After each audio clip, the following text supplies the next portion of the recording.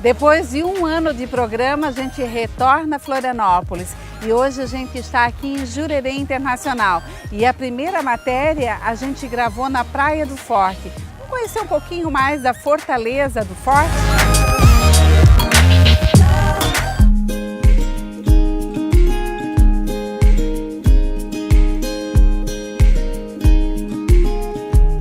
Nós já chegamos aqui agora na Fortaleza, na Praia do Forte, e quem nos aguarda é o Rodrigo. O Rodrigo faz um trabalho muito bonito de conscientização junto à comunidade e aos turistas que aqui vêm visitar. Tudo bem, Rodrigo? Tudo bem. Prazer. Muito Prazer, obrigada. bem-vinda, estimada, né? Minha querida, meus queridos, né? É assim que fala o manezinho da ilha? Uma das nossas expressões, né? Tem centenas de palavras, né? Nosso dialeto manezês, né? Arrombaço, bucica, boca mole, cabeça de porongo, coxa colada, mas essa é a nossa recepção calorosa, né? O Rodrigo, ele é formado em jornalismo e faz esse trabalho de guia há quanto tempo? E por que esse trabalho, Rodrigo? O Guia Manezinho surgiu, né? A minha formação de jornalista e depois a complementar de guia de turismo, né? Pelo IFSC, eu enxergava que há muito potencial, como tem nesse lugar incrível aqui, né? Mas contar a história da cidade para as pessoas. No meu caso, muitas vezes para os moradores de Floripa. Como é que eu vou ressignificar, como é que eu vou valorizar a história? Fazendo com que as pessoas que moram naquela região, de fato, tenham orgulho dela. E aqui é um lugar excelente para a gente fazer isso, né? São várias as fortalezas que tem aqui em Florianópolis. O nome dessa fortaleza é o nome de santo, mas não é o único. Todas elas levam o nome de santo. Por quê, Rodrigo? A proximidade da coroa portuguesa com a Igreja Católica, né, naquele momento, faz com que nomes santos sejam relativamente comuns. Então, a gente tem São José da Ponta Grossa, Santa Cruz de Anhatomirim, por exemplo, né? São esses nomes, entre outros. Rodrigo, eu queria saber por que as fortalezas eram estratégicas. Dois motivos principais. Primeiro, a vinda dos açorianos, né, em torno de 1750. Então, a gente começou a ter colonização açoriana e, junto com a colonização, a construção dessas fortalezas, essas três principais, né? Elas são estratégicas porque era para Portugal fundamental defender o sul do Brasil de qualquer nação inimiga, especialmente a nação espanhola. Então, elas defendem a entrada norte, né, da ilha de Santa Catarina. Do lado de lá está o continente, né? Tá o estado catarinense, a costa catarinense, e nós estamos aqui do lado da ilha. No sul da ilha tem mais uma fortaleza que também defende aquela entrada. Então defender a região costeira era fundamental para Portugal. Esse era praticamente o último porto seguro até o Rio da Prata, lá no Rio Grande do Sul. Seguro para quê? Para fazer aguada, para fazer refresco, reabastecer, para pegar as embarcações e colocar água, trocar por animais, né? Fazer com que as embarcações fossem reparadas e pudessem seguir viagem aí rumo a esse mundão, né? Os soldados moravam aqui nessa fortaleza? Essa fortaleza tem uma característica um pouco diferente de como ela fica no continente, né? As outras duas ficam nas ilhas. Os soldados moravam nas redondezas aqui. E isso é uma característica que se perpetuou até o século XX, né? A capela, por exemplo, lá em cima, era utilizada durante muitos anos, ainda é utilizada pelas pessoas da comunidade. O quartel da tropa é infinitamente menor do que a casa do comandante. Por quê? Exatamente, porque os soldados prestavam serviço durante o dia e à noite iam para suas casas, eventualmente iam fazer as refeições nas suas casas, por exemplo. Ao contrário de Anhatomirim, né, como a gente tem um quartel da tropa muito maior. Por quê? Não consigo chegar com tanta facilidade, necessito de barco para chegar e sair da fortaleza. Aqui embaixo a gente vê alguns canhões. Por que eles ficam aqui embaixo, Rodrigo, e não lá em cima? Essa é uma área estratégica um pouco maior, né? Se a gente considerar, por exemplo, o espaço físico que tem lá em cima, porque era preciso bastante gente e mobilidade. A gente tinha em torno de 35 canhões aqui. Para operar um canhão eram mais ou menos 6 soldados. Então, multiplicando, aí a gente tem algumas centenas de soldados para trabalhar. Claro que eles estavam posicionados mais de 180 graus de abertura e canhões muito diferentes. Então, canhões desde alcance a 800 metros até mais de 3 quilômetros. Então, significa o quê? Que havia potência suficiente para os canhões para atingir inimigos em diferentes pontos e quase para atingir um inimigo que estivesse próximo de outra fortaleza. Ele me falou uma coisa bem interessante também, que lá em cima fica um espaço onde está guardada a pólvora. Ali ficava guardada e tinha essa distância. Por quê, Rodrigo? Imagine que um inimigo está atirando, né, atirando com um canhão de lá para cá. Se ele atinge o paiol da pólvora, ele destrói a fortaleza inteira. Então aqui embaixo a gente tinha uma casa de palamenta, que é onde ficava guardada uma pequena quantidade para operação, mas a principal, né, a grande quantidade de pólvora ficava guardada lá em cima, atrás da casa do comandante. Por quê? Se eu atirasse desde o mar, seria muito difícil eu atingir o meu paiol de pólvora que ficava lá em cima. É uma questão estratégica também.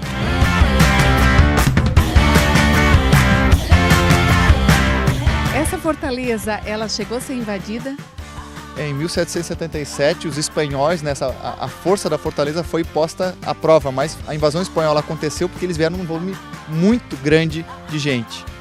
Chegaram a ser disparados alguns dias antes de fato da invasão, alguns tiros, né? Tiros de cá, tiros de lá, mas em fevereiro, né? Finalzinho de fevereiro, 25 de fevereiro de 1777, 8.000 homens espanhóis, aproximadamente 120 barcos, imagina o tamanho dessa frota, né? Jamais isso vai se repetir, vieram, e a fortaleza aqui de São José da Ponta Grossa foi a primeira a ser tomada pelos espanhóis. Eles desceram ali em Canasvieiras, fizeram uma invasão por terra, e com a quantidade de soldados espanhóis, os portugueses acabaram desertando, acabaram fugindo. E daqui, exatamente dessa fortaleza, foram dadas as ordens para seguir a sequência de ocupação em outras regiões da ilha de Santa Catarina. E o que aconteceu depois?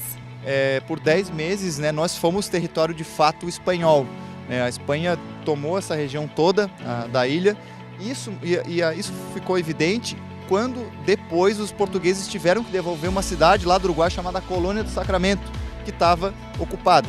A nossa ilha era tão importante, tão estratégica, que na hora de refazer um acordo aí no Tratado de Santo Ildefonso, eles fizeram o seguinte: olha, nós devolvemos a ilha de Santa Catarina para Portugal, desde que Portugal nos devolva Colônia de Sacramento. Então também estabelece uma relação importante entre a nossa ilha e o país vizinho, né, o Uruguai.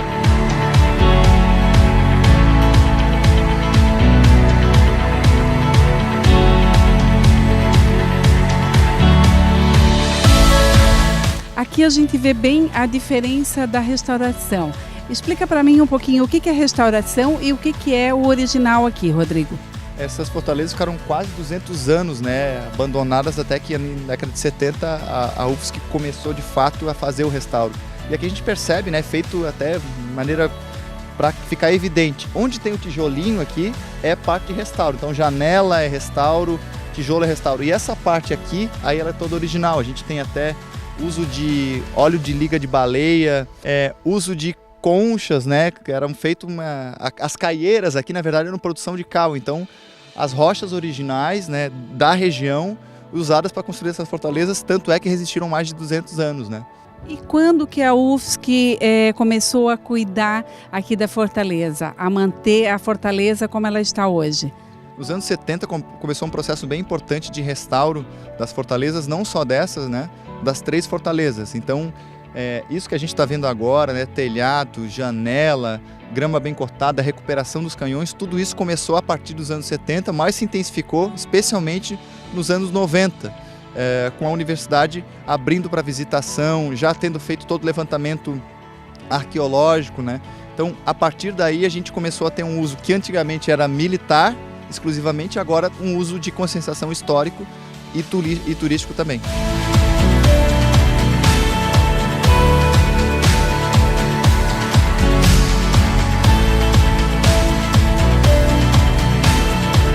A gente agora está aqui na casa que era do comandante e o Rodrigo conta para mim que arqueólogos encontraram aqui porcelanas que vieram da China, enfim, de fora. Isso comprova que realmente era uma casa usada como cozinha, quarto, enfim.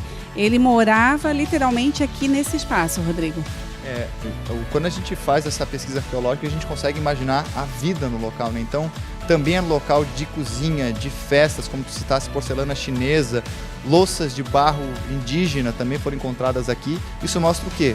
Que era um local que havia muita vida, além da vida militar, da disciplina militar, era um local de participação popular, especialmente de participação da sociedade. Nesse caso, como era na casa do comandante, alta sociedade. Garrafas de água mineral importadas, por exemplo, também foram encontradas aqui. Garrafas de bons vinhos de várias partes do mundo também, o resto dessas garrafas foram encontradas aqui também. Agora que a gente já conheceu a casa do comandante, a gente vai conhecer a capela, que tem aqui fora também no mesmo espaço.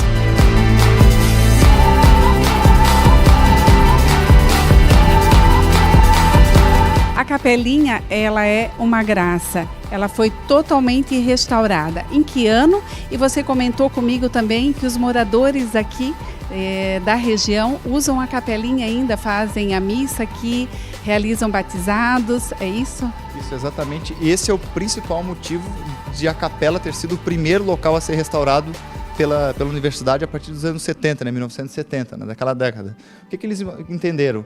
Nossa, se esse é um local de uso comum da comunidade, é para essa inserção que nós temos que trabalhar. Então, do que havia aqui, né, apenas as 3 paredes laterais, ali onde tem aquela parede do fundo que a gente consegue ver a diferença do restauro, tinha uma grande figueira que foi arrancada para ser feito o restauro. Então, batizados foram feitos aqui durante muito tempo.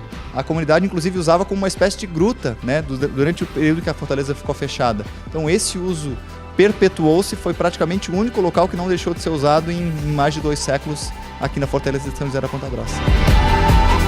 Nesse exato ponto em que a gente está agora, a gente consegue visualizar as outras fortalezas. Quais seriam e onde elas estão? Aqui é o triângulo defensivo bem visível, né? Bem atrás de mim aqui está Santa Cruz de Anhatomirim, né? A maior das fortalezas, né? A mais assustadora, e lá Santo Antônio de Ratones. Então, qualquer embarcação que eventualmente chegasse nessa região norte da ilha seria fatalmente atingida ou por tiros disparados aqui, ou por Anhatomirim, ou por Santo Antônio de Ratones. Esse é o famoso triângulo defensivo do norte da ilha de Santa Catarina.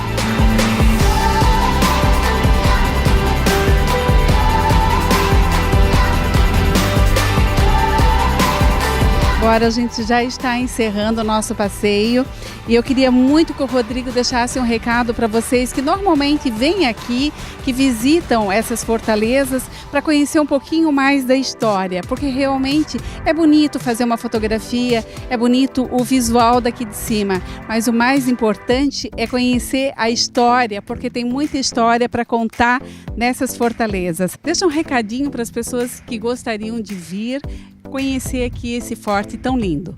Pô, falou bem, né? É tão lindo esse lugar, mas tão importante quanto é a gente valorizar e entender a história.